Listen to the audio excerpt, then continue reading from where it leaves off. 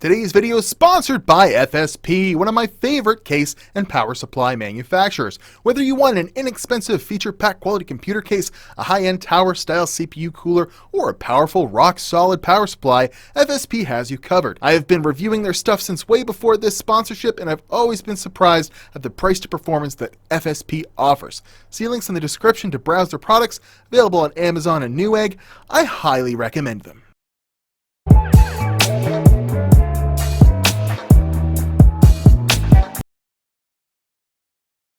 Talk about performance! Yeah, what's up? My name's Timothy Joseph. I make videos about the computers on the interwebs. And today on the program, an HP EliteBook. Woohoo! Why? I'll tell you why. Because I like to scan things on the internet, little deals and whatnot on the old Kijiji or whatever you got, Facebook Marketplace, and this little baby popped up on Facebook Marketplace, and it said Extreme Edition and Quadro, and I thought, hell, that'll make a grand old video for the old friends on the internet. And my God, it's just blazing through heaven benchmark, isn't it? So what's so special about this? Well, I already put it in the title, or maybe I didn't, but $5,000 laptop from 2008. $5,000. And I bought it for 20 bucks. 20 bucks. And it even works. I mean, the screen's a little dim, but, you know, it's running heaven well, and DirectX 9 at, 10 frames a second. Not actually the worst performance I saw, as we'll see in a little bit. But I was just thinking, like, what could you do with this sort of laptop in today's day and age? And turns out, not a whole lot. So yeah, let's go ahead and we'll exit out of heaven here. It's just running at a blazing 10 frames a second there. Boop, turn it off. And I want to show you right off the hop. You know, we saw video card's not very good in it. It's a Quadro FX 2700M. Is that what it was? Yeah, Quadro FX 2700M. So and it's loud. It's just blowing hot air out the back of it. But yeah, the graphics card would have been, this is a workstation laptop. This would have been a very, very expensive laptop. It has a fingerprint scanner. It's got SD card reader. It's got a DVD burner. You know, it's got all the stuff. The battery doesn't last in 1 second when you unplug it. Of course, that's what happens with old laptops. But check out this Cinebench score. Booyakasha! 212. That's actually not bad. This is a quad core with hyper-threading Core 2 Extreme? Is it? Is it dual core? Well, I guess we should load up CPU-Z and I can show you.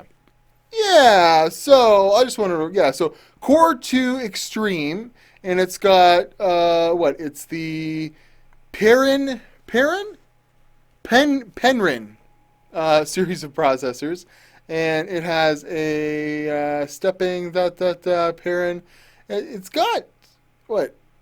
Let's run Cinebench again, and we'll see. It's 4 cores, it's a quad core extreme processor in a laptop from 2008. It's just so exciting, and it's an extreme edition, which means it just jumps all over Cinebench. It's rocking there at 2.526 gigahertz. So, you know, not bad, whatever.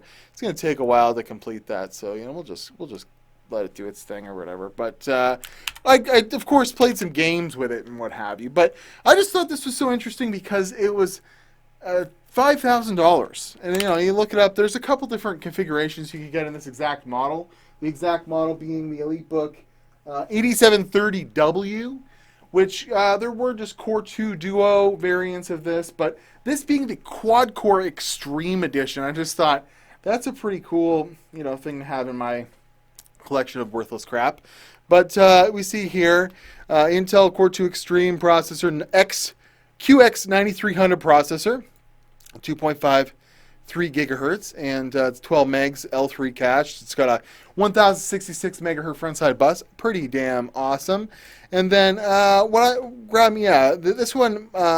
this article is from 2009 in May, but I assume this one is like one model before it because it has the 2700M, not the 3700M. But it has a gig of VRAM, which is pretty cool. And yeah, MSRP for $4,958. And it's, you know, got a like aluminum chassis. It's kind of nice. It's, you know, kind of dirty. It's not the greatest or whatever, but it's running Cinebench. It's doing it. Is it even running it? Oh yeah, it's just taking a little while. But you know, it's got the little finger nubbin to do some whatever and what have you. But this would have been just like a freaking video editor's dream back in 2008 for on the go mobile editing of 720p content for, you know, MySpace or whatever we did back then. But I figured it would actually be a pretty cool gaming computer at the time as well. I think around that time I had a Core 2 Duo or maybe even a Centrino laptop. It was a Gateway, and it had 4 gigs of RAM and like it had a external or like a dedicated GPU in it. And I remember playing like video games thinking it was going to be awesome, and then I'd load up games like Mirror's Edge, and it was like it couldn't even run at the whatever, like the minimum resolution very good at 30 frames a second. But you know, what's really cool about this laptop too is it has a larger than 1080p display. It's 1920 by 1200 actually. So it's and I missed this resolution, especially on a laptop, a mobile platform, like big 17-inch screen, and it's got you know, a really nice work area for the time, especially. And yeah, this like everyone was raving about how good this laptop was, and it's a little bit, you know, past. I think it's got Windows 7 on it, so or it came like it has a Windows 7 key on the bottom, or maybe it was Vista. Was it Vista? Oh, it originally came with Vista. Pfft, whatever. So, yeah, we'll just get back to the 5000. Oh, you want to see what it can do for some games? I ran 5 benchmark games just to see what this little baby could do, and it's not that great. Let's just get it out of the way. Throw it to the benchmarks, Mr. Timmy Joe!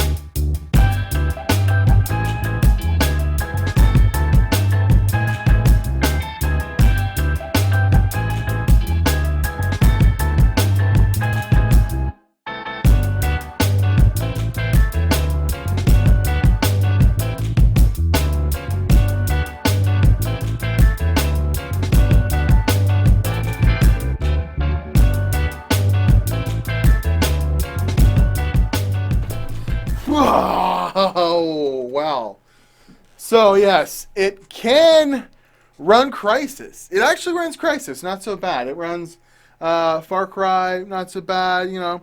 Would be really good for some playing of the old Half-Life, and all those Valve games would have ran really, really nice on it. But Fortnite, it played Fortnite at like 5 frames a second at the smallest resolution scale possible.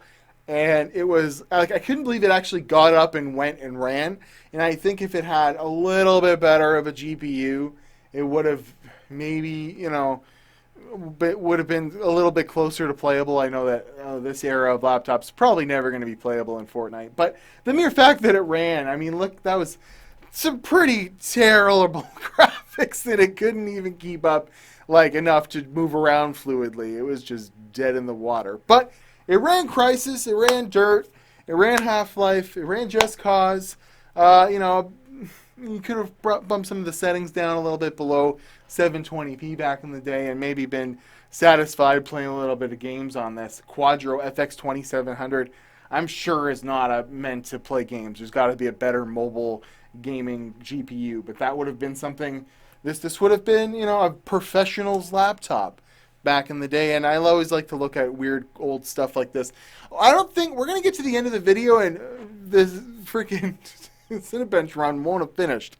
So yeah, I'm at Watch Timmy Joe Instagram and Twitter. I like to just bring you guys all weird stuff like this. I wasted 20 of my hard-earned dollars on it, and I don't know what I could do with it from here on out. The screen's pretty dim.